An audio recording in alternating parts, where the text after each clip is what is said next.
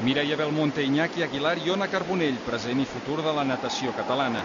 Joves, molt joves, satisfets d'una temporada per a marcar, però amb ganes de seguir recollint. Tampoc els espanta la possibilitat de rellevar les grans figures. Paraules d'una de les sirenes catalanes amb més projecció. És satisfactori, és positiu, no?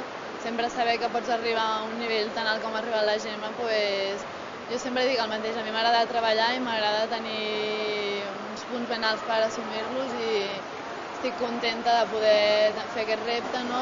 Seguiré treballant al màxim per poder arribar igual o més a dalt, no? La selecció de waterpolo s'acosta a passos gegants als èxits del cicle dels Estiarte i Rolland. La plata a Roma enmig d'un estol de superpotències així ho confirma. Només els penals van apartar l'Iñaki i els seus companys del calaix més alt. Algun dia sí que hi penso. De tant en quant encara me'n recordo una tanda de penal i algun gol del partit. De tant en quant. Ja ho he anat superant. Però bé, també al final em paro a pensar que té mèrit haver aconseguit una plata a un mundial. Belmonte, tot talent. Ella i Ashwin Wildeboer han aconseguit fites insòlites a casa nostra. Batre rècords del món. Quan vaig tocar la paret no m'ho creia en aquell moment perquè va ser una cosa molt forta i molt gran, no?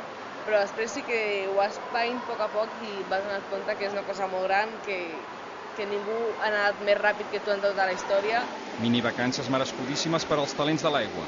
D'aquí uns dies a tornar-hi perquè hi ha campionats a dojo. L'horitzó, però, es veu molt nítidament.